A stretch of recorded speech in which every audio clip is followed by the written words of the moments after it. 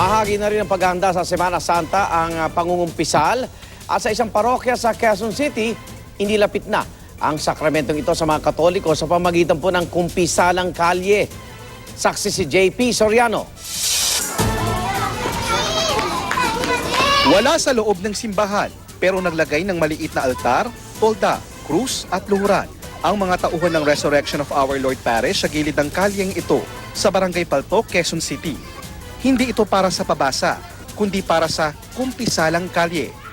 Kwento ng paring nag-organisa na nakiusap na huwag ipakita sa kamera. Akala ko walang pupuntang tao. Pero natupad din ang layo nilang ilapit sa publiko ang pangungumpisal na nakakalimutan na raw ng maraming Katoliko. Sa bandang huli, may lumapit isang bata galing sa school, elementary yon. And then nasundan ng isang lola, and then may isang tricycle driver. Tapos yun na yun. So as we went on, sa iba pa namin mga schedules, na pag-usap-usapan na kahit papaano ng mga kapitbahay, nagpuntahan sila. Di nga lang masyadong pribado dahil may ilang nanonood na tao, may ilang napaiyak habang nangungumpisal.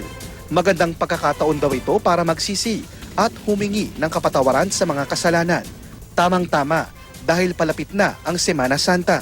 It's about making this beautiful sacrament relevant again sa buhay ng mga tao. Sa huli, ang higit daw na mahalaga ang pagbabago ng kalooban at patuloy na pananampalataya sa ating lumikha. Ako si JP Soriano, ang inyong saksi.